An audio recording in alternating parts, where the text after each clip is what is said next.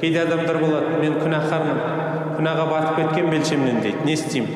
Яғни мен дозақтықпын деген сияқты өзін осылай олай етуге болмайды. Қандай адам болса да, қандай күнә істемесек те, артынша дереу жақсылық істеу керек екен. Ол күнәні шайып жуып жібереді екен. Құрметті жамағат, пайғамбарымыз саллаллаху алейхи уассаламнан мынадай керемет хадис келген.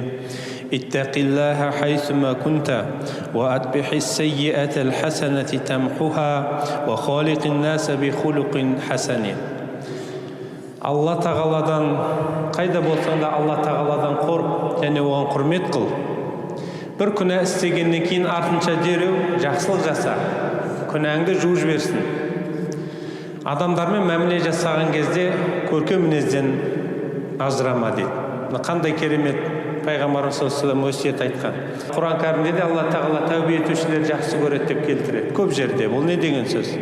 Қандай мәселе болмасын, күнә болмасын, Алла тағала тәубе еткеннен кейін тәубенің етушінің тәубесін қабыл етеді, жақсы көреді. Одан кейінгі мәселе, адамдармен мәміле жасаған кезде көркем мінезден ажырамау керек. Қандай бір мәміледе де көркем мінезділік көркіміз.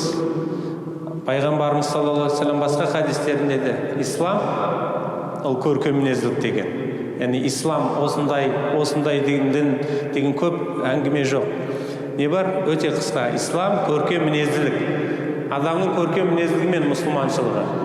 Адамның көркем мінезділігімен оның адамгершілігі бағаланады. Ол Алланың алдында да сүйікті, адамдардың арасында да сүйікті. Біздің жетістігіміз, біздің сауапқа кенелетіміз тіршілікте де болсын, жұмыста болсын, қоғамда болсын, отбасында болсын, ағайын туған туысқанның арасында кім көркем мінезді, кім сабырға шақырады өзін, кім мінезі көркем, сөзі жұмсақ, сабырлы, ашуын ақылға қондырады, жеңдіре алады. Осы адам әрқашан жетістікке жетпек.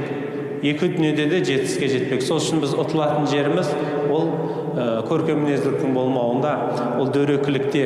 Сол үшін ислам ол көркем мінезділіктен. Мұсылманның бойынан тек қана көркем мінез, жақсы ақлақ, жақсы мәміле тұнып тұру керек. Осы саудада болсын, тіршілікте болсын, 70, 60, 50% жетістіктің неде? Ол мәміледе. Сол үшін әсіресе саудагерлер өте жақсы біледі. Кім мәмілесі жақсы, соның саудасы көбірек жүреді. Өмірде де сол екен.